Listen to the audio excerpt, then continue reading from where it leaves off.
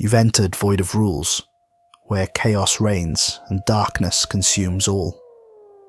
In this twisted realm where all laws crumbled, only one rule remains. Break it, and you're cast into digital oblivion. The rule? Subscribe and hit that like button. We hit 11,000 souls, but we're hungry for more. Next stop, 100,000 before 2027. We're also on Spotify now and devoid of fears if you want fewer ads or to listen with your phone off. So subscribe, like, and let's take over every platform out there. Now let's dive into today's story. The call came on a Thursday afternoon while I was restoring the choir loft at Holy Redeemer in Sheboygan. My phone buzzed against the sawdust-covered workbench, and I almost ignored it. 12 years of restoration work had taught me that most emergency calls weren't really emergencies. A cracked beam could wait until Monday. Water damage that had been there for 50 years wasn't going anywhere over the weekend. But something made me wipe my hands on my jeans and answer. "Daniel Hoffman." My voice echoed in the empty church. "Mr. Hoffman, this is Father Joseph Brennan from St. Bartholomew's in New Fane." The voice on the other end sounded like a man who hadn't slept in days, like someone standing at the edge of something they couldn't explain. "I was given your name by the diocese. They said you specialize in historic church restoration, particularly German immigrant churches." "That's right, built between 1840 and 1900 mostly. What can I do for you, Father?" "We need you immediately." There was a tremor in his voice that made the hair on my neck stand up. "Something's happening to our church. To the basement specifically. I don't know how else to say this without sounding insane, but the cross down there has changed." I'd heard stranger things over the years. Old wood does peculiar things. It warps with humidity, splits with temperature changes, gets infested with powder post beetles or carpenter ants. I once found a crucifix in Fond du Lac that had turned partially green from copper nails reacting with the oak's tannic acid. "Changed how, Father?" The pause stretched so long, I thought the call had dropped. I could hear his breathing on the other end, quick and shallow. "Father Brennan?" "It's turned black," he said, barely above a whisper. "Completely black, like obsidian or volcanic glass. And it's cold down there, Mr. Hoffman. Everything is so goddamn cold." I heard him catch himself, embarrassed by the profanity, but he didn't apologize. That told me more than his words did. In my experience, when a priest starts swearing without correcting himself, something is genuinely wrong. "I can be there Saturday morning," I said. "Will that work?" "Yes, thank you. I'll be here." He paused again. "Mr. Hoffman, when you come, bring whatever equipment you think you'll need. I have a feeling this isn't going to be a simple repair." I arrived at St. Bartholomew's 2 days later on one of those grey November afternoons, when the sky presses down on Wisconsin like a weight you can feel in your chest. The church sat on a small rise overlooking harvested farmland, the kind of landscape that looks beautiful in summer and desolate once the crops are gone. Bare earth stretched in every direction, broken only by the skeletal forms of oak trees that ring the church property. Their branches scratched against each other in the wind, making sounds like something trying to speak. Built from cream-coloured fieldstone in 1869, according to the historical marker out front, St. Bartholomew's was a perfect example of German immigrant Gothic revival architecture. Not the grand Gothic cathedrals of Europe, but the scaled-down practical version that farmers and tradesmen built with their own hands. Each stone had been individually shaped and fitted. The pointed arch windows still held their original stained glass. The modest bell tower rose maybe 40 feet, topped with a simple cross. It was the kind of craftsmanship born from equal parts faith and stubbornness, the determination of people who'd crossed an ocean to practice their religion freely and weren't about to build anything temporary. Father Brennan met me at the door before I could knock. Early 60s, I guessed, though he looked 10 years older than that. Deep purple shadows cupped his eyes. His cassock was wrinkled, like he'd slept in it, if he'd slept at all. When he shook my hand, his grip was weak and his palm was clammy despite the cold. "Thank you for coming, Mr. Hoffman." His voice was steadier than it had been on the phone, but only just. "I'm sorry I couldn't explain better. You need to see it to understand." He led me through the nave where afternoon light filtered through the stained glass, casting coloured shadows across worn wooden pews. The kind of pews polished smooth by generations of farming families, their Sunday best slowly wearing the wood down to a soft sheen. The church smelled the way old churches always smell. A mixture of incense, candle wax, old wood, and something else I could never quite identify. The accumulated prayers of a century and a half, maybe. The weight of belief. We walked behind the altar to a heavy oak door set into the stone wall. Father Brennan produced an iron key from his pocket, and I noticed his hands were trembling. "Before I open this," he said, "you should know about the land. I've been doing some research since things started changing. Before German families settled here, in the 1860s, this area was sacred to the Ho-Chunk and Ojibwe. Both tribes, apparently. There's an old survey journal in the county archives that I drove down to Madison to read. The surveyor was a man named Wilhelm Brandt. In 1868, he wrote that the natives refused to approach this eastern hill. They told him spirits of deep waters dwelled beneath it." "Deep waters?" I asked. "We're nowhere near Lake Michigan." "I know, that's what I thought too, but apparently there are underground springs all over this hillside. They never freeze, even in the hardest Wisconsin winters.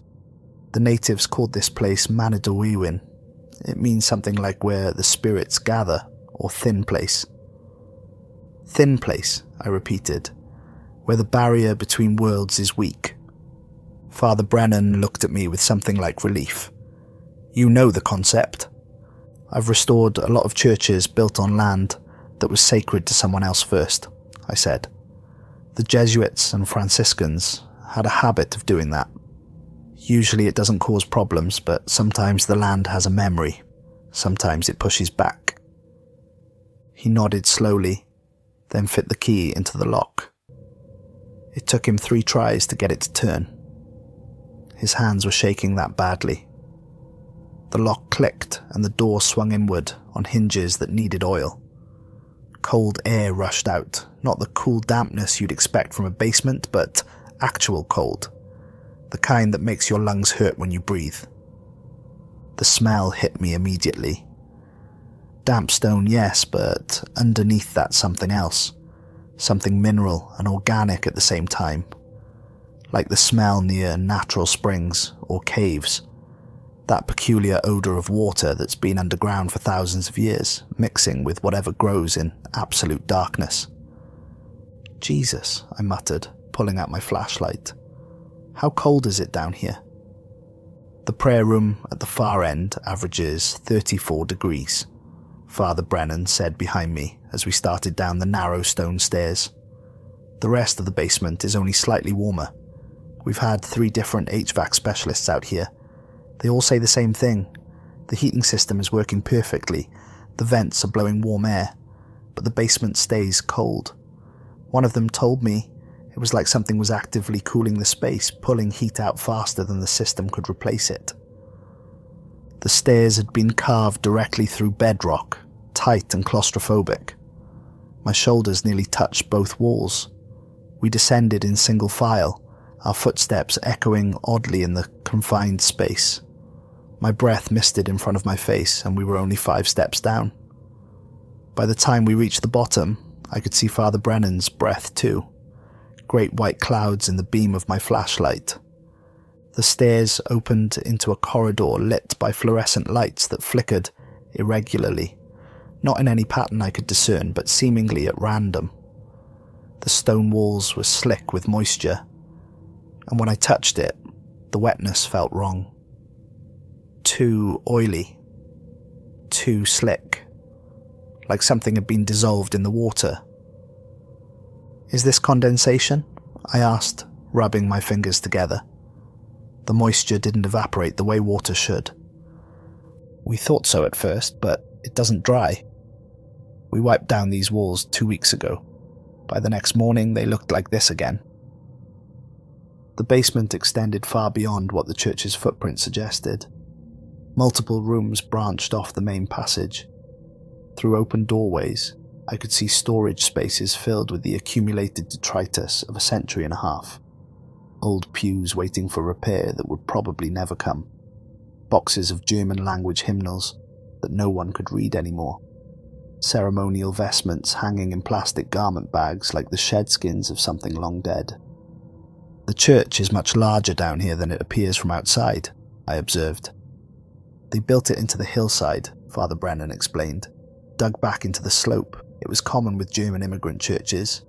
They wanted cool storage for communion wine and a place to hold prayer meetings when winter made the nave too expensive to heat." "The prayer room is at the eastern end," he continued, his voice dropping to barely above a whisper. "I haven't been down here in 5 days. I keep finding reasons not to come. Urgent errands that suddenly need running. Phone calls that can't wait. Important paperwork. Yesterday I stood at that door upstairs for 20 minutes, with a key in my hand, telling myself I just needed to check on things, and I couldn't make myself unlock it. I physically could not do it." We walked the corridor in silence. Our footsteps echoed off the stone in a way that made it hard to tell where the sounds were coming from.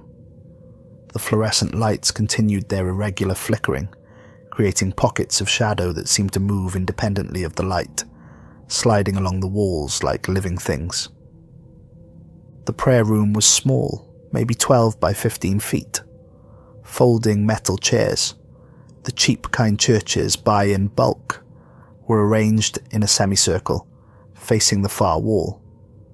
A small table in the corner held a few worn Bibles and some pamphlets about addiction recovery, and there, mounted on the stone wall, was the cross. I stopped in the doorway and just stared. Father Brennan hadn't been exaggerating. If anything, he had undersold it. The cross was 6 feet tall, traditional Latin design, but the wood had been transformed into something that shouldn't exist. It was black, not dark brown or ebonized or stained. Black. The absolute black of deep space, or the bottom of the ocean, or the inside of a cave that's never seen light. The surface was polished to a mirror finish, smooth as glass, reflecting the room, back at itself in images that made my eyes hurt to follow. The reflections were wrong somehow, distorted in ways that didn't match the geometry of the space. "My God," I breathed, and the words felt inadequate. "I've been praying that he's still listening," Father Brennan said quietly. "I'm not sure he is, not down here." I stepped into the room, and the temperature dropped like I'd walked into a freezer. I pulled out my digital thermometer. 32 degrees. Exactly freezing. My breath came out in great white clouds that hung in the air longer than they should have, as if the cold was making the air itself heavier. I approached the cross slowly. As I got closer, I could see my reflection in its glossy surface, and what I saw made my stomach turn. My face looked elongated, stretched vertically, like I was looking at myself through deep water or thick glass. My features were recognizable but wrong, distorted in a way that suggested I was seeing myself from somewhere else, some other angle that shouldn't be possible. "When exactly did this start?" I asked, unable to take my eyes off the thing. "About 3 weeks ago. Mrs. Kowalski, she's been doing the altar flowers here for 30 years, came down to get supplies. We store vases and scissors and such in that corner cabinet. She noticed the base of the cross looked darker than usual, like it had gotten wet and the water had stained it. She mentioned it to me after Mass that Sunday. I came down to look and she was right. The bottom 6 inches or so had this dark discoloration. I figured maybe a pipe was leaking somewhere in the wall, moisture getting into the wood. I made a note to call a plumber." He paused, staring at the cross with an expression that mixed fear and fascination. Over the next week, the darkness spread upward. Not evenly, you understand. It moved like something alive, like ink soaking into paper, but the pattern wasn't random. It followed the grain of the wood at first, then started moving against it. By the end of the second week, the entire cross was black. And it wasn't just the colour. The texture changed too. The surface got smooth. By week 3, it looked like this. "Can I touch it?" I asked, though part of me very much didn't want to. Father Brennan's jaw tightened. "I did, once, 5 days ago. That's when I stopped coming down here. I wouldn't recommend it, but you should probably see for yourself." I reached out slowly, giving myself time to pull back if my instincts screamed at me. They didn't scream, they whispered. They suggested very politely that this was a terrible idea. But I'm stubborn, and 12 years of restoration work had taught me that you can't fix what you're afraid to touch. The moment my fingers made contact, cold shot up my arm with such intensity it felt like burning. Not metaphorical cold or the sensation of touching something frozen. Actual cold, so profound it felt like my bones were turning to ice from the inside out.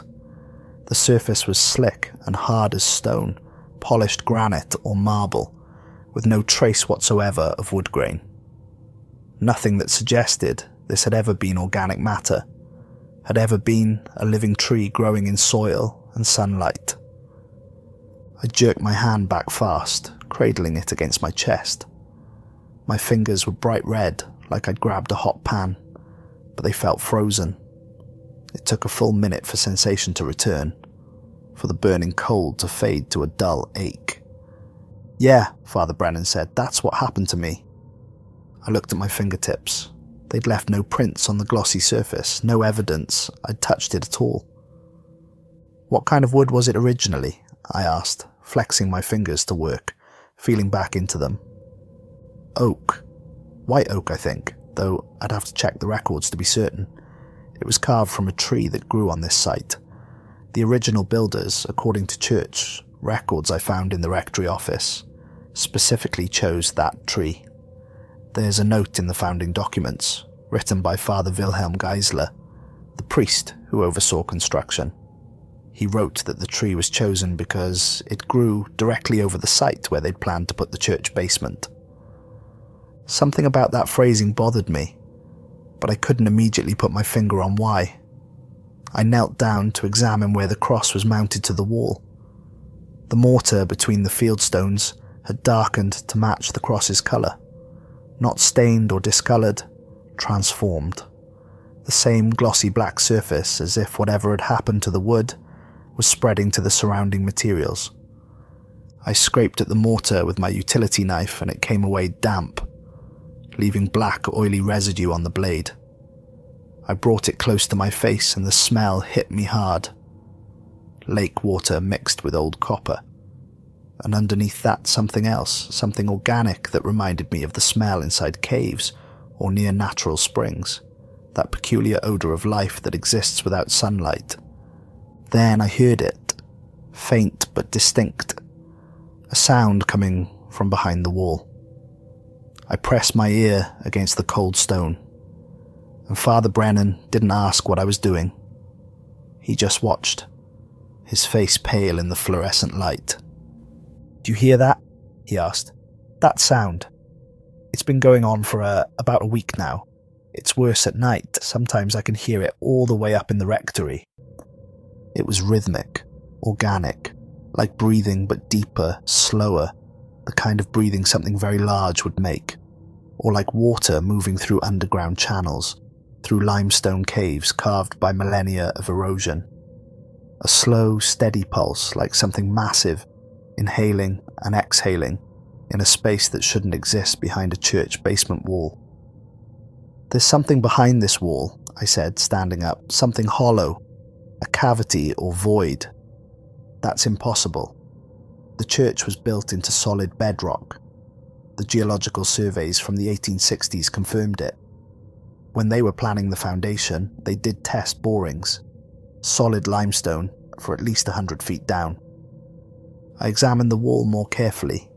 Hairline fractures radiated outward from where the cross was mounted, spreading across the stones in branching patterns that looked almost deliberate, almost intentional, like lightning frozen in stone, or like the patterns water makes when it seeps through limestone over thousands of years, following weaknesses in the rock, carving channels and caves, or like tree roots spreading outward and downward, reaching for water. "Father, I need to get some equipment from my truck. I want to scan this wall, see what's actually behind it." "What kind of equipment?" "Ground-penetrating radar. It's handheld, battery-powered. I use it to check for voids in stone walls to see if there's structural damage I can't see from the surface. It'll show us what's behind these stones." Back in the nave, the warmth felt shocking, almost painful.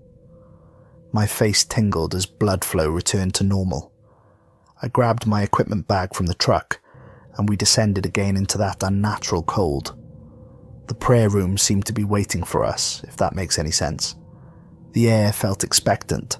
I powered up the scanner and ran it slowly across the wall around the cross, moving in a grid pattern to build up a complete picture. The readings made no sense whatsoever.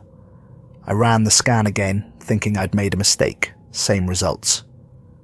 "This can't be right," I muttered, checking the equipment settings. "What is it? What do you see?" "According to this, there's solid rock for about 3 feet, exactly what you'd expect for a wall built into a hillside. But then it just stops. There's nothing. A void. A hollow space."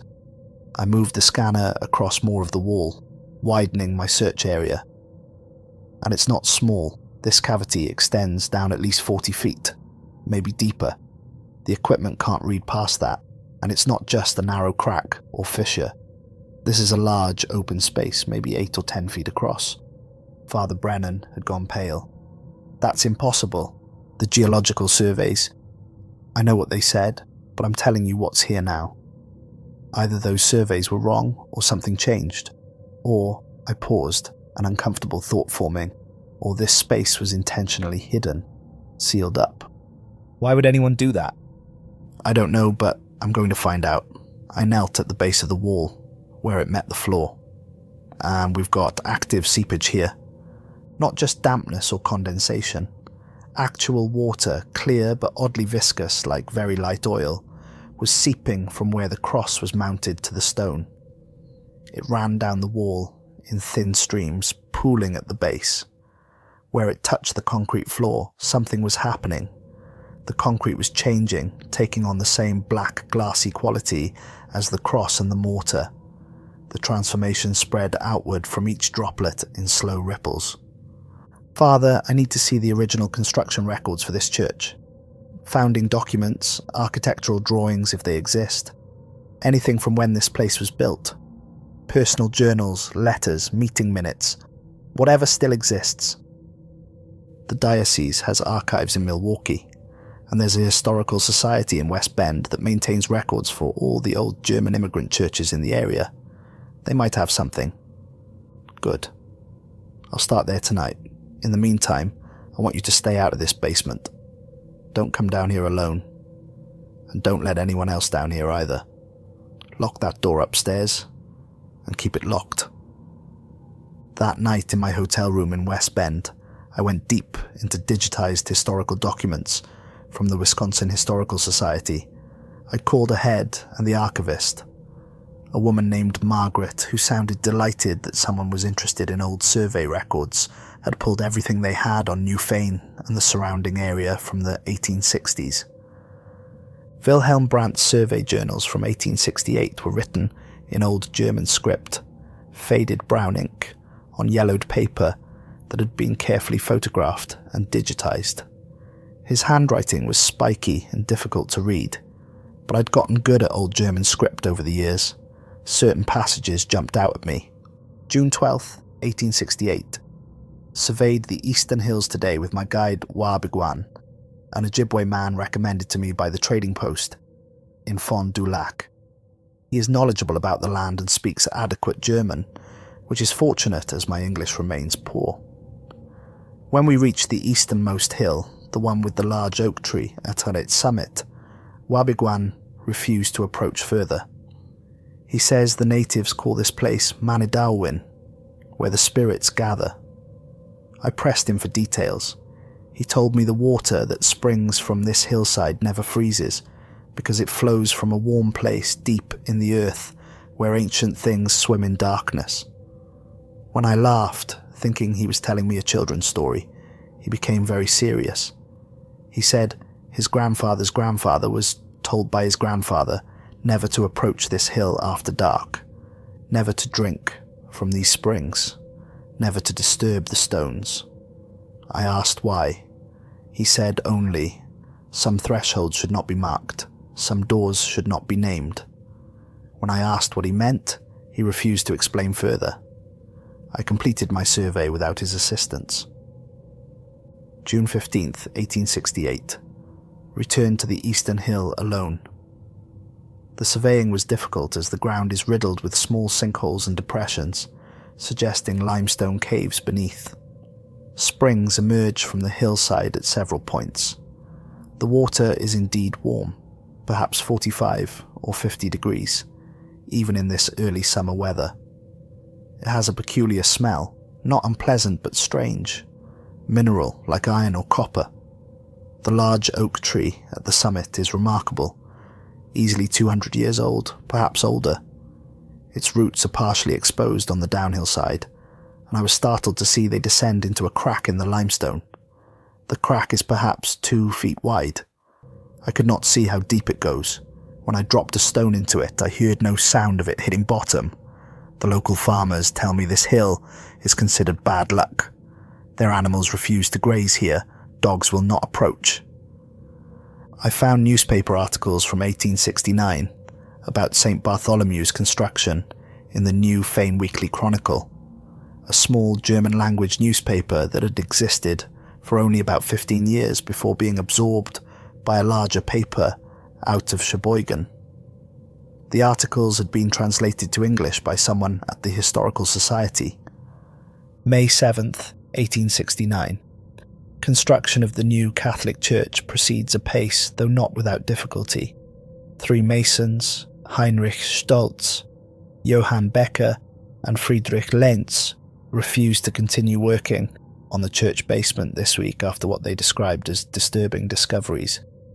The men were excavating to create additional storage space when their tools struck something in the bedrock that Stolz described as ringing like metal but appearing black as the pit. The workers were further disturbed by what foreman Johann Steiner called heathen carvings found in the exposed bedrock. Father Wilhelm Geisler, who is overseeing the construction, assured this reporter that there is no cause for concern and that the work will continue on schedule. May 21st, 1869. Johann Steiner, foreman for the St. Bartholomew's construction project, has departed New Fane rather suddenly, leaving the project without experienced leadership. Before leaving town, Steiner spoke to this reporter. There are marks in the stone below that church, he said, marks made by no Christian hand, and no hand of any savage I have ever heard of. They hurt to look upon, I tell you plainly. They make your eyes water and your head ache. Father Geisler can say what he likes about consecration and holy ground, but some places belong to older things than our God or theirs. We have no right to build there. I will not be parties to disturbing what lies beneath. Steiner has reportedly returned to his family in Milwaukee. Father Geisler has hired a new foreman from Fond du Lac and states confidently that the church will be completed and consecrated before winter. I sat back from the computer screen, my heart beating faster than it should. The diocesan archives yielded something even more disturbing. Father Wilhelm Geisler's correspondence with his bishop, carefully preserved on microfilm that had been digitized just last year. Most of the letters were routine administrative business, requests for funds, reports on the size of the congregation, discussions of which saints to dedicate various altars to. But one letter from October 1869 made my hands shake as I read it. Your Excellency, I write to inform you that the construction of St. Bartholomew's has encountered difficulties that I can only describe as spiritual in nature. During the excavation of the basement storage areas, the workers broke through into what appears to be a natural cave system in the limestone. The opening was approximately 3 feet in diameter. I descended into this cavity myself with 2 of the masons, carrying lanterns. I felt it was my duty, as the priest overseeing this project, to investigate personally before deciding how to proceed. The cave descends at a steep angle into the earth, perhaps 30 degrees from horizontal. The air inside is warm and damp, most unusual for a cave. Water flows somewhere below. We could hear it but not see it. The walls are not rough natural stone but have been worked, carved with symbols and images. I'm well educated, Your Excellency. I read Latin and Greek and Hebrew. I've studied the texts of many faiths, but these symbols are unlike anything in my learning. The masons who accompanied me, good Catholic men both, crossed themselves repeatedly and refused to proceed further. But I continued alone for perhaps 100 feet, until the passage began to open into what I believe is a much larger chamber. I could not see the full extent of it as our lanterns were not sufficient. At the threshold of this larger chamber, set into the limestone floor as if placed there deliberately, there is a stone. It is perhaps 4 feet across, perfectly circular, perfectly flat. Its surface is black and polished to a mirror finish. It is covered in carvings, symbols that spiral inward toward a central point. When I brought my lantern close to examine these symbols, they seemed to move, to crawl across the stone surface like living things. I reached out to touch it. The stone was neither warm nor cold, but my hand recoiled from it as if stung, though I bore no mark. And I heard from deep in the cave, from the larger chamber, whose extent I could not see, a sound like something vast drawing breath in water. I retreated immediately. Upon returning to the surface, I consulted with several local natives through a translator I hired from the trading post. When I described what I had found, they became very agitated. They told me I had found what they call a threshold stone, a marker that names the passage from our world to what they call the lower world, the place where the water spirits dwell. These spirits they call Mishibiziv, underwater panthers. They describe them as beings with the bodies of great cats and tails like serpents, beings that live in the deep places beneath lakes and rivers, beings that existed before humans walked this land. They say these spirits are neither evil nor good, as we understand such things, but they are not indifferent. They remember everything. They are patient beyond human comprehension, and they do not forget intrusions into their realm. The native spokesman, an Ojibwe elder named Wabigwan, begged me, Your Excellency, on his knees with tears in his eyes, not to continue building. He said the symbols I had seen are old ones' writing, the first language, the language that names things into existence. He said the threshold stone has been there since before his people came to this land, since before any people came. He said it should not be disturbed, should not be marked, should not be acknowledged, because to name a thing gives it power, makes it real in a way it was not real before. I have prayed long on this matter, Your Excellency. I have fasted and sought guidance from Scripture and from my own conscience. I have concluded that it is precisely because this place was sacred to pagan beliefs that we must consecrate it with a church. We must claim it for Christ. We must transform this place of darkness into a place of light. The cave will be sealed. I have ordered the men to pour concrete over the opening, 3 feet of it, then large stones laid atop that, then more concrete, then the basement floor. The threshold will be covered, buried, locked away from the world above.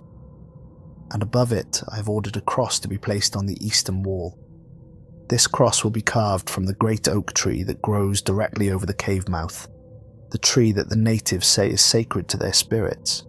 It seems fitting, even poetic, that the tree which they believe connects the three realms, the world above, the world we walk, and the world below, should be cut down and transformed into a symbol of the one true God. The tree will be felled, the wood will be carved, and the cross will be mounted directly above the sealed entrance to sanctify and protect this place. I have performed the rites of binding from the Rituale Romanum, the formal exorcism prayers, the benedictions, and God forgive me this pride, I have also used words from older texts that I found in my studies of Solomon's writings, words in Latin that predate the church, words that the ancients used to bind spirits and demons. I have concluded that this site must not merely be consecrated, but sealed in the most profound sense, locked in ways both spiritual and physical. The cross is not merely a symbol, Your Excellency. It is a ward, a barrier. So long as it stands, what dwells below cannot rise. The darkness is contained. Pray for me, Your Excellency. Pray that I have acted in wisdom and not in pride. The church will be completed. The cross is nearly finished. All will be well. It must be well. Your servant in Christ, Father Wilhelm Geisler. I read that letter 3 times, my heart pounding. Then I searched for more correspondence. Anything else from Father Geisler? There was one more letter, dated 3 weeks later, but it had never been sent. It was in his personal papers, found after his death. Your Excellency, I fear I have made a terrible error. The cross is mounted, the basement is complete. The church will be consecrated next month, but I am deeply troubled. The cross does not feel right. I bless it every morning with holy water. I pray before it, but the wood seems resistant to blessing. It absorbs the holy water instantly, as if desperately thirsty, but within hours it weeps moisture again, though there are no pipes nearby and no leak in the roof above. At night, I hear sounds from the basement, like water flowing where no water should be, like something breathing in the darkness below. This morning, I went down to examine the cross and found it damp with that same strange moisture, and the smell, Your Excellency, the smell is of underground places, of caves and springs and deep water. The oak remembers, I think. This is madness to write. I know it even as I put pen to paper, but I cannot escape the feeling that the tree remembers what it grew above, that its roots reached down into that cave for perhaps centuries, drinking from the springs below, touching that threshold stone, connecting the world above to the world below just as the natives said, and by cutting it down and carving it into a cross and mounting it over the sealed cave, I have not closed the threshold. I have marked it, made it visible, given it shape and form and power, like hanging a sign over a door, like writing an address on an envelope. I have named it, and in naming it, I have made it real. God forgive me, I do not think I have sealed anything. I think I have opened. The letter ended there, the final sentence incomplete. I found Father Geisler's death record, November 18th, 1869. Found dead in the church basement by the sexton who had come to prepare for Sunday services. Apparent heart failure. He was 43 years old. I called Father Brennan. It was late, nearly midnight, but he answered on the first ring. Father, it's Daniel Hoffman. I've been reading through the historical archives. We need to talk. In person. Can I come to the church tomorrow morning? Yes? His voice was strained. Yes, please. Mr. Hoffman, I need to tell you something. I've been having dreams every night since this started. I dream that I'm underwater, drowning, except I'm not drowning. I can breathe. The water is cold and it glows with its own light, and there are things in the water with me. Large things, ancient things, things that watch me with eyes that reflect light like mirrors, and I know, somehow I know, that they've been waiting for so long. I'm coming first thing in the morning, I said. Don't go down to that basement, promise me. I promise, I won't go down there alone again." But even as he said it, I wondered if it was a promise he could keep, because whatever was happening at St. Bartholomew, it was getting stronger, and the cross that was supposed to be a seal had become something else entirely. I barely slept that night. When I did sleep, I dreamed of vast spaces filled with water that glowed blue-green like foxfire. Things moved through that water, sleek and powerful, too large to fully see. And somewhere in the dream, I heard breathing. Slow, steady, patient. Father Brennan was waiting in the church parking lot when I arrived at 8 in the morning. He looked worse than he had 2 days ago, if that was possible. His eyes were sunken, his face grey. His hands shook as he held his coffee cup. "I couldn't sleep," he said without preamble.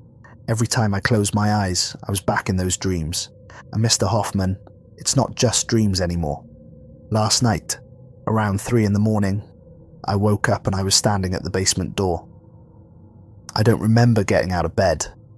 I don't remember walking through the church, but there I was, in my nightclothes with the key in my hand, about to unlock the door. I stood there for, I don't know how long, maybe 5 minutes, maybe an hour, fighting the urge to open it and go down." "Did you?" "No, I finally made myself walk away, but Mr. Hoffman, I wanted to. God help me, part of me still wants to. It's like something is calling me down there. Not with words, with feeling, with certainty.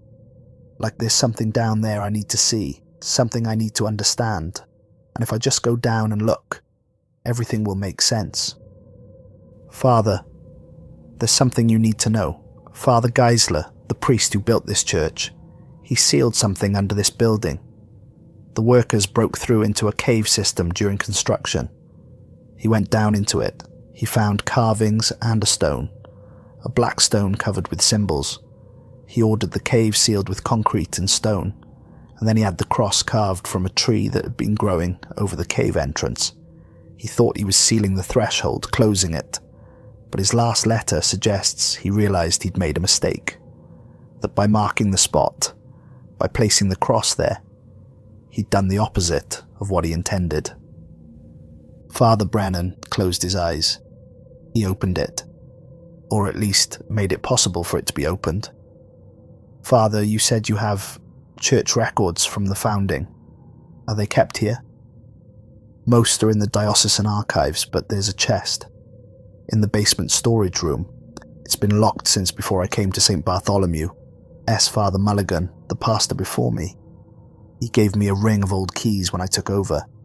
He told me the chest contained founding documents and personal effects from Father Geisler. He said he'd never opened it and that his predecessor hadn't either. He said some things are better left alone. We need to open it today, now. Father Brennan looked at the church, at the solid stone walls and the simple cross atop the steeple. I was afraid you'd say that. We descended into the basement together. The cold hit us immediately, worse than before. My breath came out in white clouds, and we were only halfway down the stairs. The corridor felt different, more oppressive. The stone walls seemed to lean inward slightly, though I knew that was impossible. The fluorescent lights flickered more frantically, creating a strobe effect that made everything feel disconnected, surreal. The storage room was towards the back of the basement. Past the prayer room, I glanced through the prayer room doorway as we passed, and my heart sank. The crack in the cross had widened. Not much, maybe another 1/4 inch, but definitely wider, and the light seeping through was brighter, more intense. We didn't stop. We continued to the storage room, a space crammed with broken furniture, boxes of old files, sagging shelves full of forgotten hymnals and prayer books. Against the far wall, almost hidden behind a stack of chairs, sat a black walnut chest. It was maybe 3 feet long and 2 feet deep, heavily carved with crosses and Latin inscriptions. I read one of them aloud, "Quod non est bonum non tangere." What is not good? Do not touch. The wood was old but well preserved, the kind of craftsmanship that speaks of someone who knew exactly what they were making and why. This wasn't just a storage chest, this was a reliquary, a container meant to hold something significant. Father Brennan pulled out his ring of iron keys, maybe a dozen of them, each one different. Father Mulligan told me these had been passed down from one pastor to the next since the church was founded. Most of them don't fit anything anymore. The locks have been replaced or the doors don't exist. He tried 3 keys before one slid into the lock. For a moment it wouldn't turn. He applied more pressure and finally, with a reluctant click, the lock opened. We both hesitated. Then Father Brennan lifted the lid. Inside were leather-bound journals, yellowed papers tied with faded ribbons, a rosary made of black wood, and several items wrapped in oilcloth. The journals were in German, the kind of bound books that scholars and educated people used in the 19th century. Father Brennan carefully lifted out the first one. The inside cover had a name written in precise script: Wilhelm Geisler, April 1869. I took it gently, handling it like the artifact it was. My German was adequate for reading printed text, but handwriting was always more challenging. Still, Father Geisler's script was clear and methodical. I opened to the first page.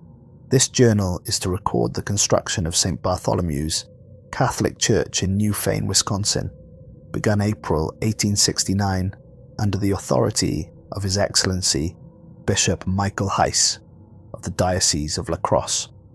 May God guide our hands and sanctify our labour. I flipped through the early entries.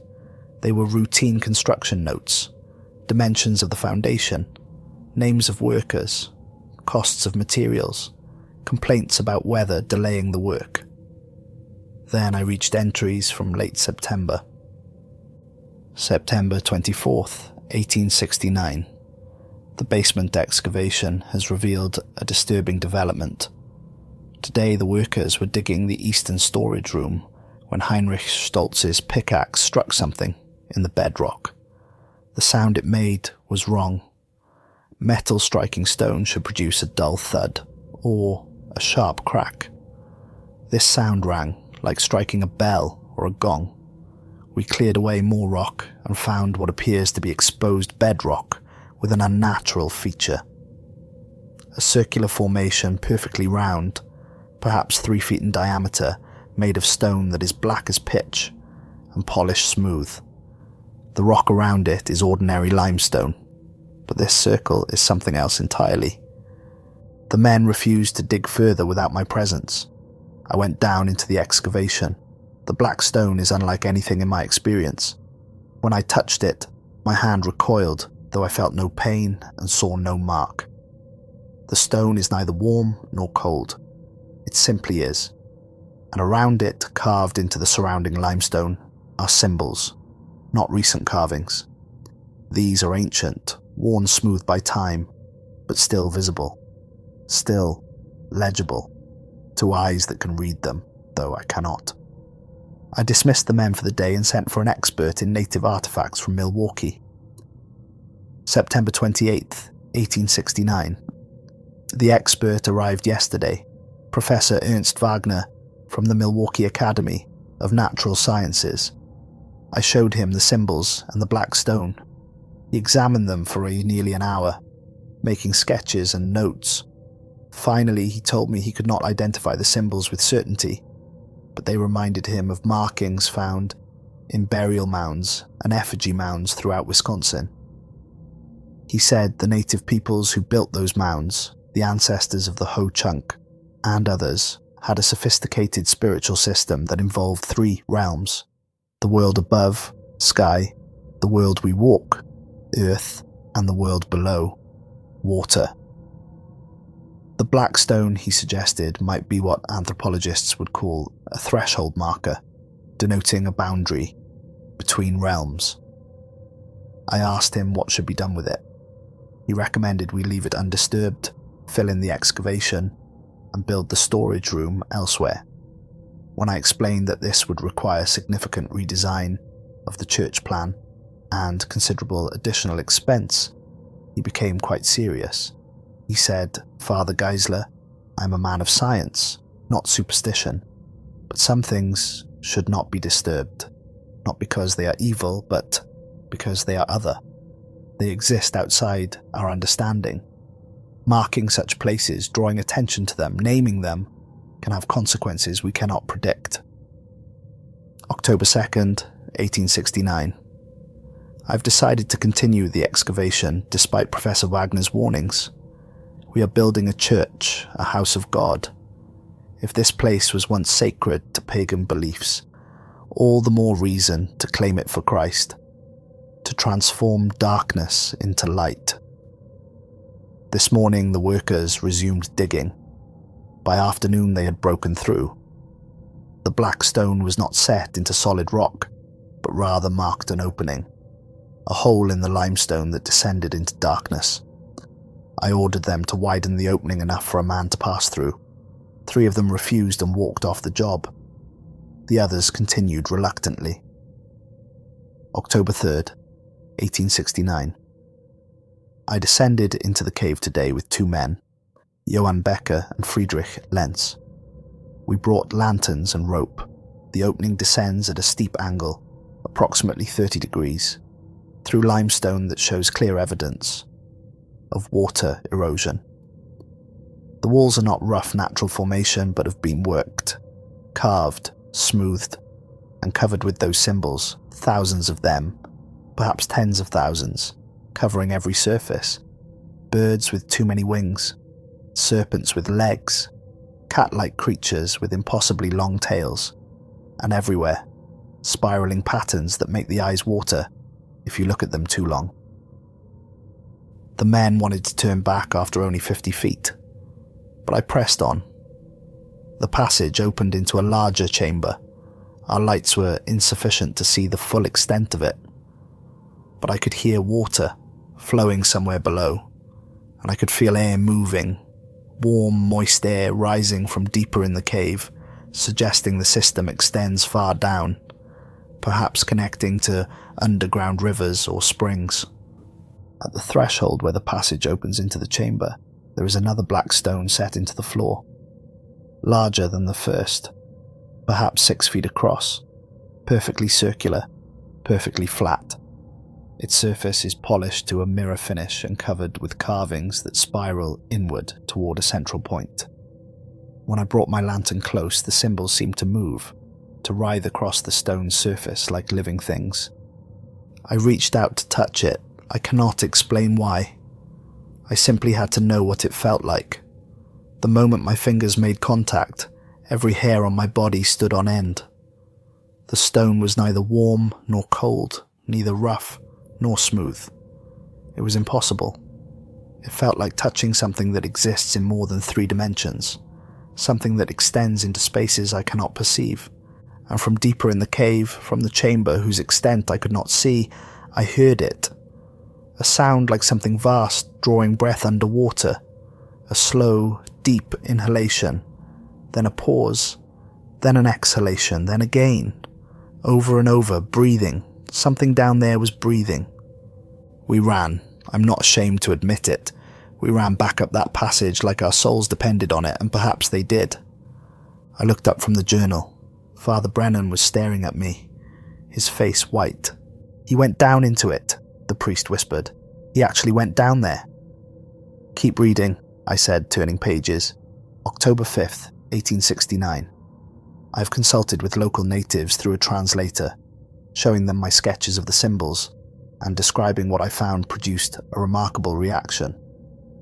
The Ojibwe elder, Wabigwan, became visibly distressed. Through the translator, he told me that I had found what his people call a manido dana, a spirit house, a place where the boundaries between realms grow thin. The black stones are threshold markers, placed there by the old ones, the people who came before his people, who came before any people. They mark passages between the world above and the world below. The world below, he explained, is not hell as Christians understand it. It is simply another place, a realm of deep waters and ancient spirits. These spirits, the Manidog, are neither demons nor angels. They are other. They exist outside human concepts of good and evil. They simply are, and they have been here since before the earth was as it is now. The underwater panthers, the Mishabiziv, are the greatest of these spirits, beings of immense power and intelligence, beings that remember everything. Wabigwan begged me not to build on this site. He said the threshold has been undisturbed for many lifetimes. The spirits below are sleeping, dormant, but disturbing the threshold, marking it, naming it, drawing attention to it could wake them. He said, what sleeps below is patient. It does not hunger as animals hunger. It doesn't hate as humans hate. But it remembers. It has remembered since the ice came and went, since the waters rose and fell, since the earth was shaped, and it will remember this disturbance long after we are dust. October 12th, 1869. I have made my decision. The cave will be sealed. Permanently. I have ordered concrete to be poured into the opening. 3 feet of it. Then large stones laid atop that. Then more concrete. Then the basement floor will be laid over all of it. The threshold will be buried, hidden, locked away from the world above. And to sanctify the site, to claim it for Christ and protect future generations, I have ordered a cross to be carved, not from imported wood, not from lumber purchased from the mill, but from the great oak tree that grows on this site, directly above the cave entrance. The tree is enormous, perhaps 300 years old or more. Its roots, I have observed, descend into a fissure in the limestone, the same fissure that the cave passages follow. The natives tell me this tree is sacred to the spirits, that it grows on the boundary between worlds, that its roots drink from the springs below and its branches reach toward the sky above, that it is a living bridge between all 3 realms. All the more reason to cut it down and transform it into a symbol of God's dominion. The tree will be felled, the wood will be dried and carved by the finest woodworker I can find, and the cross will be mounted on the eastern wall of the basement, directly above the sealed cave entrance, not merely as decoration, not merely as a symbol, but as a ward, a spiritual seal to match the physical seal of concrete and stone. I have studied the old texts, the grimoires that the church officially condemns, but that priests sometimes consult when confronting true evil. I have found prayers of binding and sealing that date back before Christianity, prayers that Solomon himself is said to have used to bind demons and spirits. I will perform these rites. I will speak these words over the cross as it is mounted. The cross will be more than wood and symbol. It will be a lock, a barrier, a ward that cannot be broken so long as it stands. God guide my hand in this. October 25th, 1869. The tree was felled today. It took 4 men with saws nearly the entire day. The wood is dense, heavy, rich with sap. As the tree fell, several of the workers swore they heard a sound like a voice crying out. I did not hear this, though I confess the tree made an unusual noise as it fell, a kind of groan that lasted longer than it should have, echoing across the hillside. The oak will be sectioned and transported to the workshop of Master Carpenter Friedrich Bauer in Sheboygan. He has been commissioned to carve the cross. It will be 6 feet tall, traditional Latin design, and polished to a fine finish. The work will take several weeks. November 1st, 1869. The concrete has been poured. The cave is sealed. The basement floor is complete. The cross arrived today from Master Bauer. It is beautiful, a masterwork of wood carving. The oak has a deep golden colour and a grain like flames frozen in wood. It will look magnificent on the eastern wall. Tomorrow I will perform the rites of consecration and binding. Tomorrow the cross will be mounted and the seal will be complete. November 2nd, 1869. The cross is mounted. The ritual is complete. I fasted for 2 days before performing the rites, purifying myself with prayer and ablution. This morning at dawn, I descended to the basement alone. I brought the old texts with me, the prayers written in Latin that predates the church, the words that Solomon used, words that name and bind and seal. I anointed the cross with holy water and sacred oil.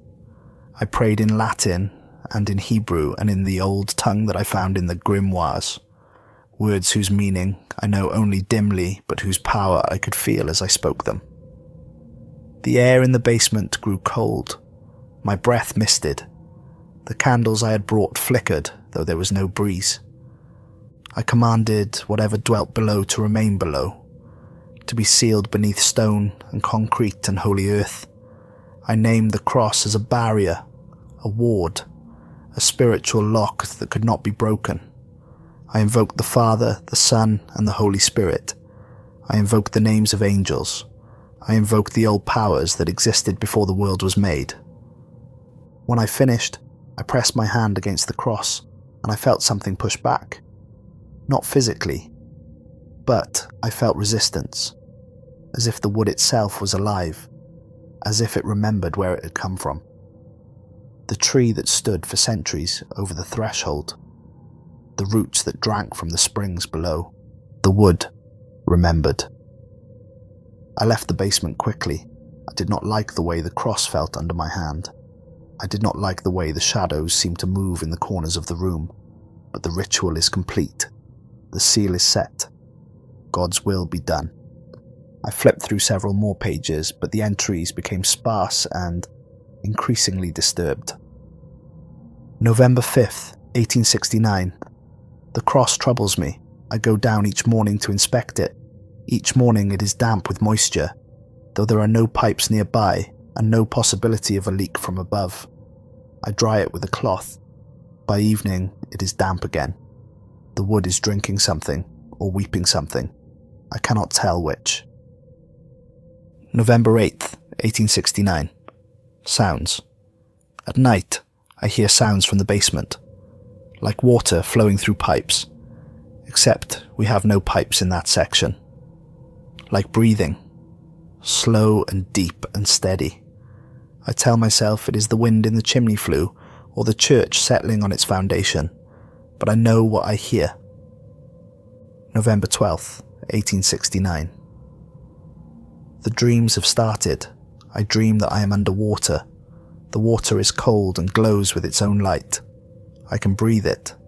I swim through vast spaces filled with pillars of stone and channels carved by ancient floods. And I'm not alone. There are things in the water with me. Large things. Things that should not be. Things with bodies like great cats and tails like serpents and eyes that reflect light like polished mirrors. They watch me. They do not approach, but they watch. And somehow I know they are not angry. They are simply aware, simply waiting, simply remembering. I wake gasping, my bed soaked with sweat despite the autumn cold. November 15th, 1869. I fear I have made a terrible mistake. The cross was meant to seal the threshold, to close it, to lock it. But what if I have done the opposite? What if, by marking the spot so clearly, by placing a symbol of power directly over the sealed cave, I have made the threshold more visible, more present, more real? Like hanging a sign over a door, like writing an address that makes a place findable. The tree grew over the threshold for centuries.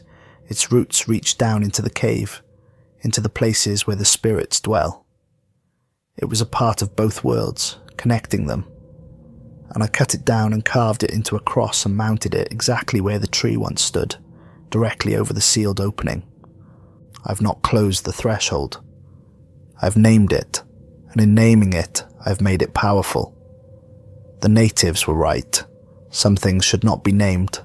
Some doors should stay unmarked. Because to name something is to give it power. To mark it is to make it real. November 16th, 1869. I cannot sleep. Every time I close my eyes, I'm in those dreams.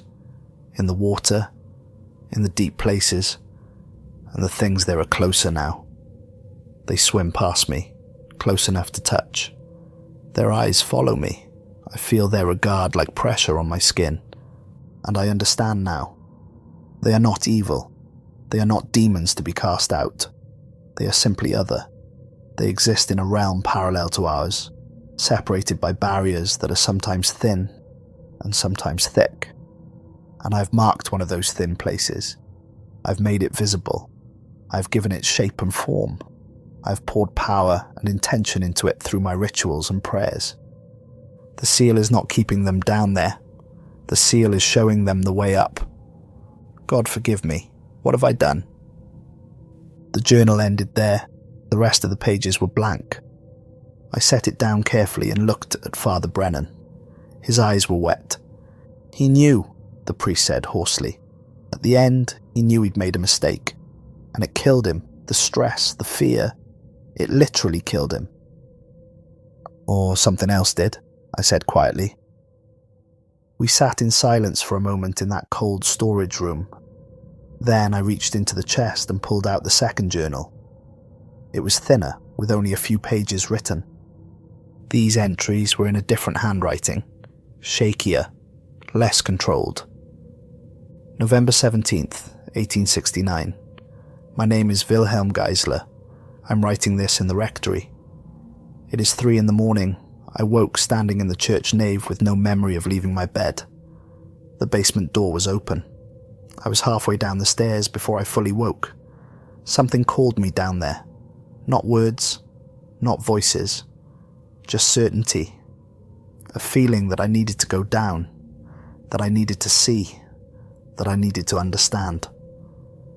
I forced myself to turn back, to return to the rectory, but the pull was so strong, like gravity, like magnetism, like falling and trying to stop. I think the seal is weakening, or I am weakening. I do not know which. November 18th, 1869. I cannot fight it anymore. The call is too strong. I need to go down there. I need to see what I have done. I need to understand. Maybe I can fix it. Maybe I can make it right. Maybe if I go down and speak the words of unbinding, if I release them from the naming I put upon them, they will forgive this intrusion. They will go back to sleep.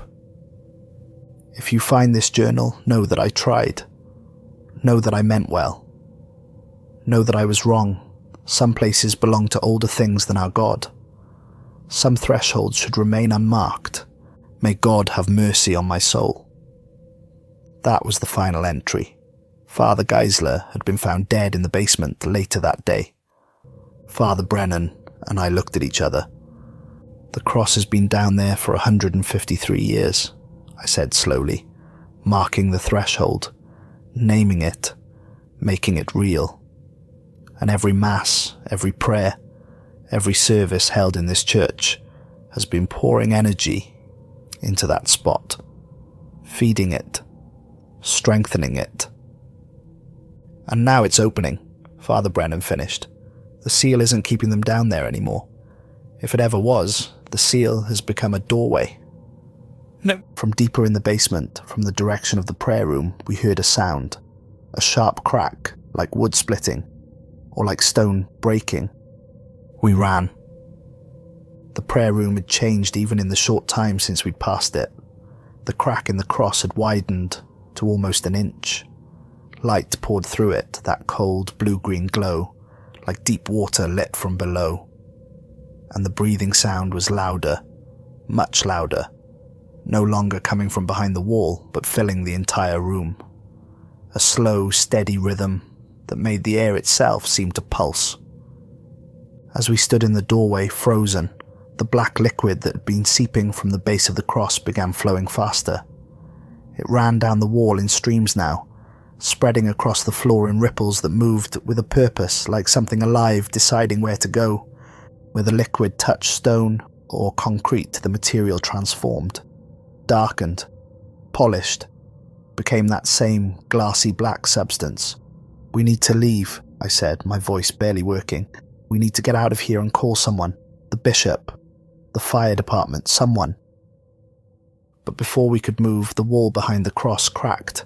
Not hairline fractures anymore, but major faults.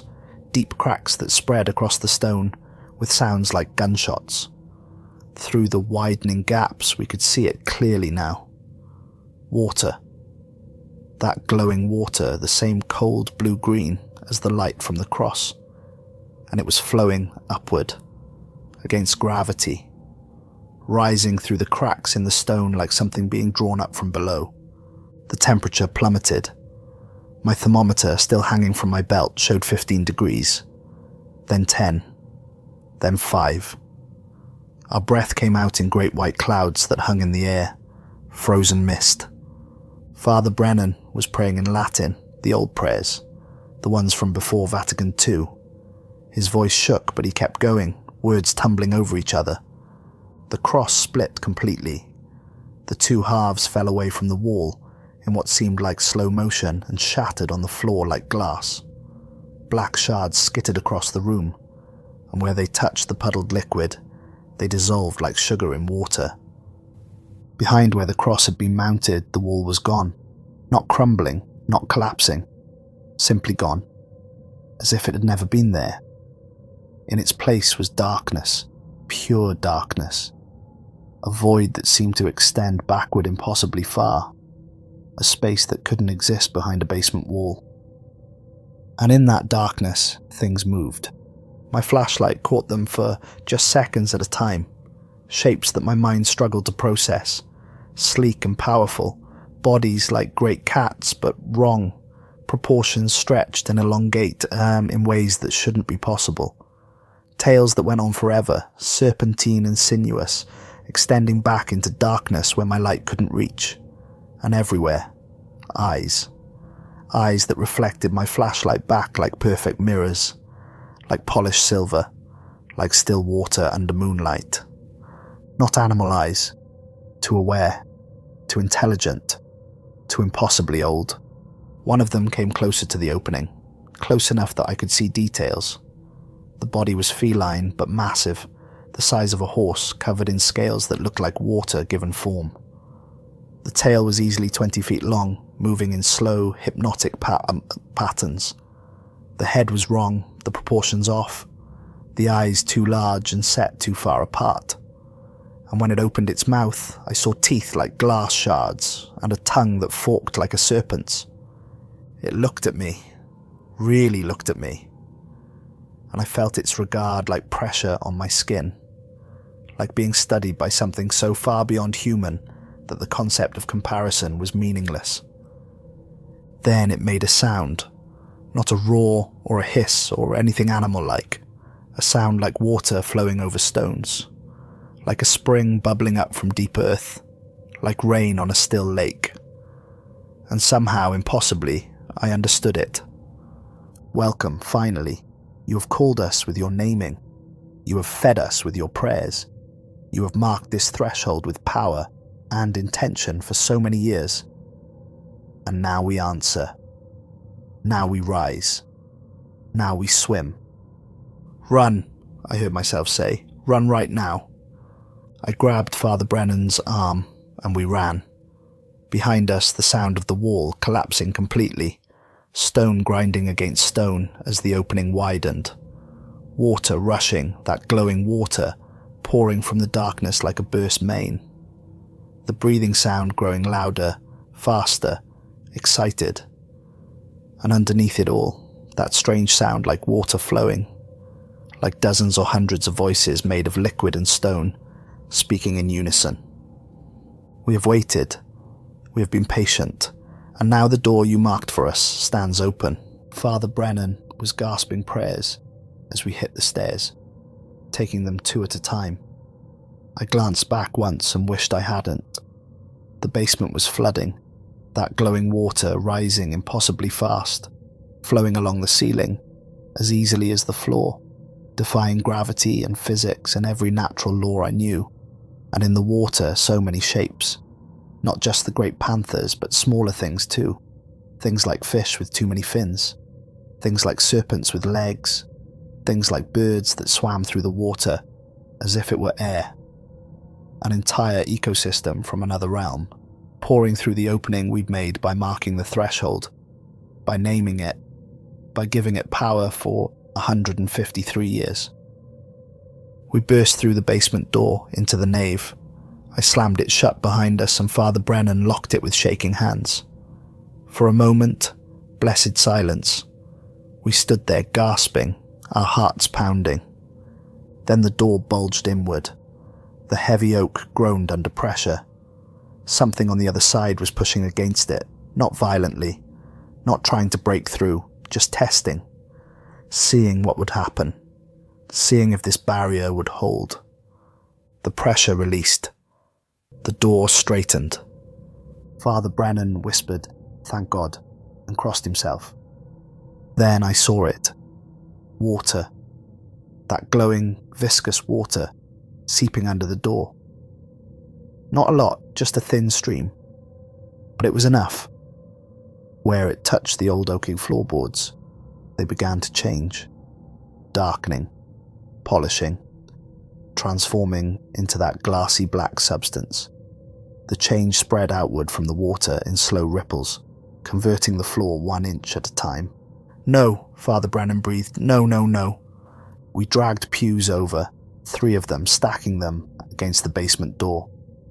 Father Brennan was praying continuously now, words in Latin and English, and what might have been German, all mixed together, prayers to saints and angels and God himself. But the water kept coming, kept spreading, converting everything it touched. The floor, the walls where it splashed, the wood of the pews. All of it slowly transforming into that impossible black material. "We should go," I said quietly. "We should get out of here." Father Brennan nodded, but didn't move. He was staring at the spreading water, at the shapes beginning to move beneath its surface even though it was only 1 inch deep. They moved through the floor, through the walls, through reality itself, as if it were all the same to them. As if the barrier between their world and ours had dissolved completely. "Father, we need to go. Now." He looked at me, and his eyes were full of a terrible understanding. "Do you know what the native people told Father Geisler?" Fabiguan told him that some doors should stay unmarked, because naming something makes it real, makes it solid, gives it shape and power. We didn't just build a church over their threshold. We named it. We marked it. We held services and masses and prayers directly above it for over a century. We poured belief and intention and spiritual energy into that exact spot, year after year, generation after generation. We fed the threshold with our faith. We made it stronger with every prayer. We called them to us without knowing what we were doing. The water had risen to our ankles now.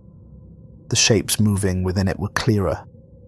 I could see them swimming around our legs, solid but not solid, real but not real. They brushed against us as they passed, and I could feel them. Not scales or fur or skin, just presence, just being. And the strange thing was, I didn't feel threatened. Looking at them, I felt no malice, no hunger, no desire to harm. They simply existed, had always existed, would always exist. They were exploring, moving through a space that had been closed to them for so long, swimming through air and stone and reality as if it were all the same element. "They're not evil," I said, and was surprised to hear my own voice. "They're not demons, they're just other." "I know," Father Brennan said quietly. "That's what makes this so terrible. If they were evil, we could fight them, exorcise them, cast them out, but they're not evil. They're just what they are. Ancient things from a realm that exists parallel to ours. And we opened the door between our worlds. We can't close it now. You can't unknow something once you've named it. You can't unmake something once you've given it shape. The water continued to rise, slowly, steadily, converting everything. We waded toward the main entrance, moving through water that felt like cold silk, through presences that swam past us with curiosity, but not hostility. I pushed open the heavy wooden doors and we stumbled out into the November afternoon. Real air. Normal air.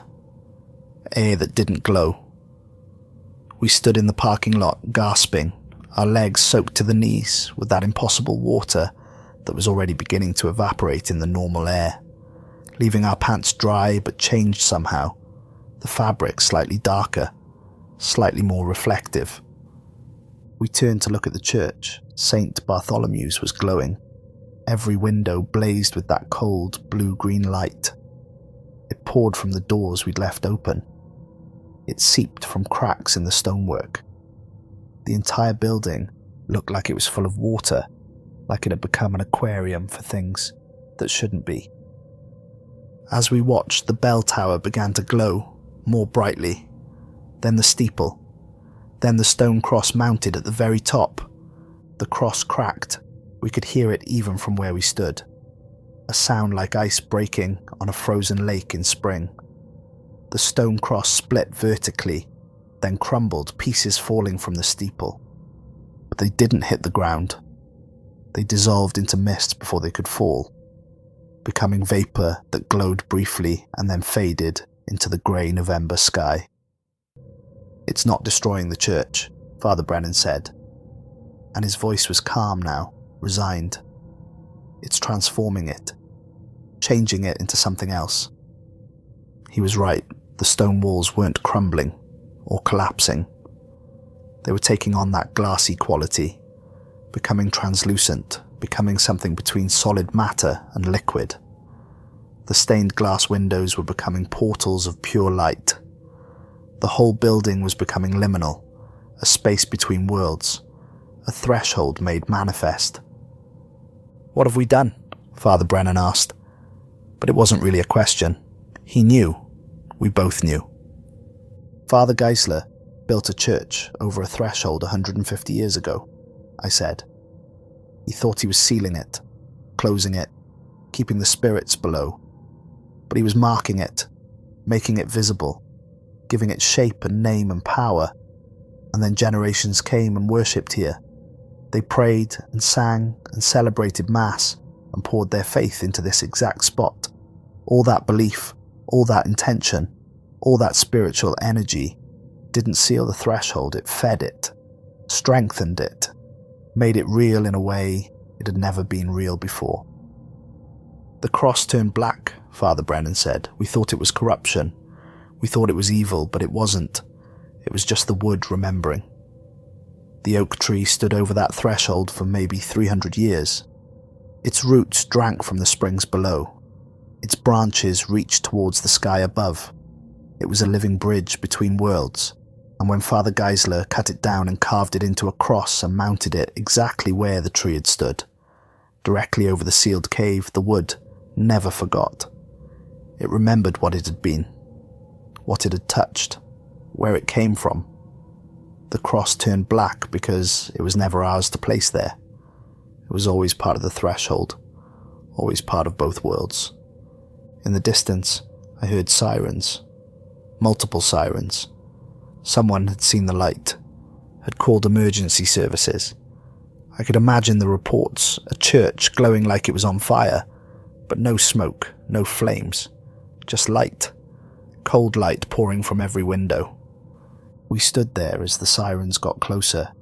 Fire trucks, police cars, an ambulance. They pulled into the church parking lot, men and women jumping out, calling orders, preparing to respond to whatever emergency they thought they'd find. But they stopped when they saw the church, just stopped and stared. Because St. Bartholomew's wasn't burning. It was transforming. The stone walls were translucent now, glowing from within.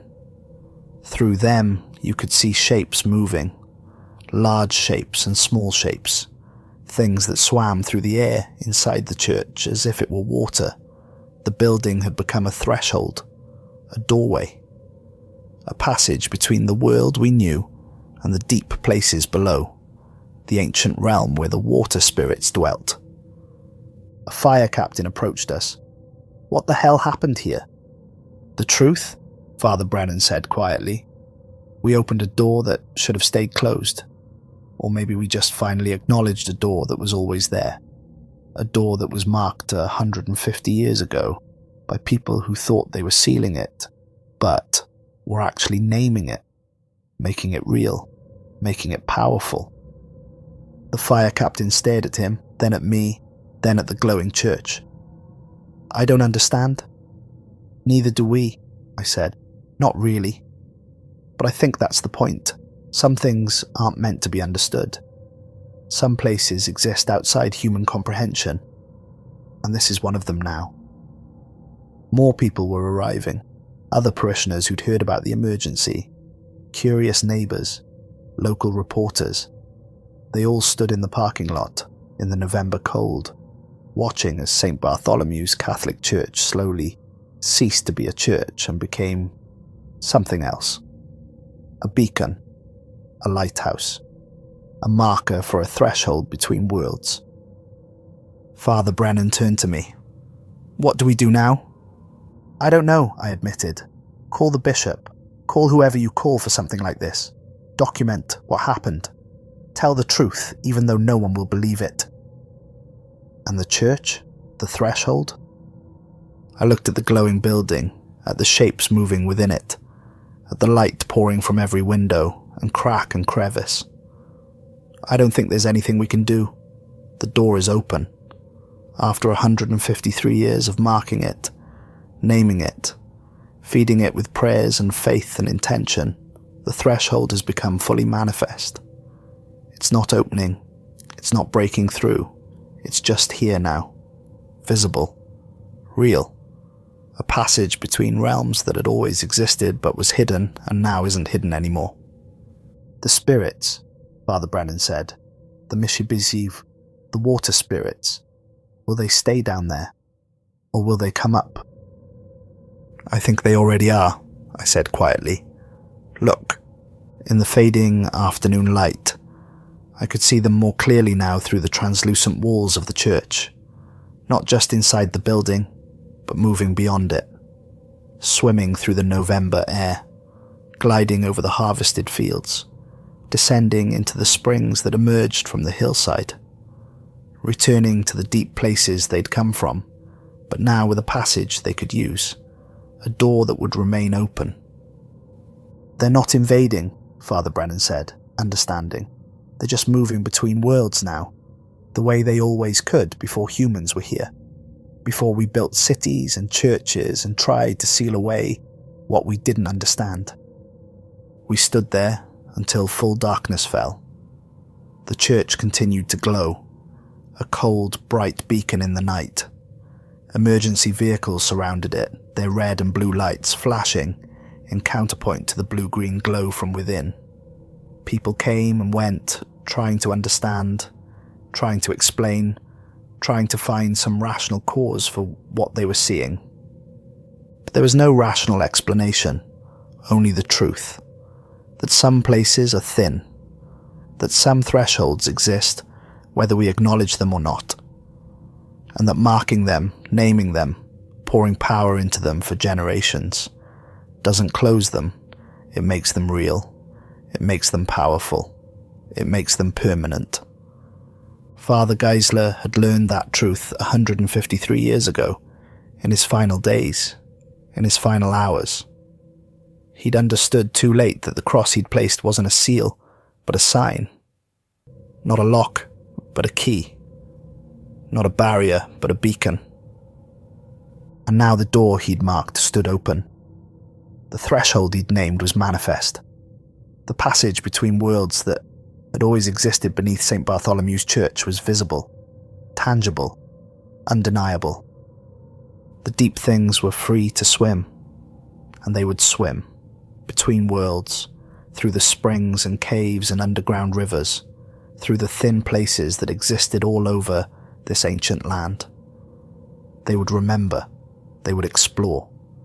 They would exist as they had always existed, but now we would see them sometimes, know them sometimes, acknowledge the realm that had always been there, parallel to ours, separated only by barriers we'd foolishly thought we could control. Father Brennan looked at me one last time. I need to report this to the diocese. I know. Tell them everything. Show them Father Geisler's journals. Let them decide what to do. And you? I'm going home, I said. I'm going to write down everything that happened, and then I'm going to spend a long time thinking about all the other churches I've restored, all the other sites built on land that was sacred to someone else first, all the other places where we planted crosses and thought we were sealing something, when really we were just marking it, naming it, making it real. We shook hands. Then Father Brennan walked toward the emergency vehicles, towards the fire captain and the police officers and the reporters. He would tell them what had happened. They wouldn't believe him. Not at first. Maybe not ever. But the truth would remain. The threshold would remain. The door would remain open. And in the cold November darkness, I could still see them sometimes at the edge of my vision. Shapes moving through the air like it was water. Ancient things from the deep places, swimming free at last.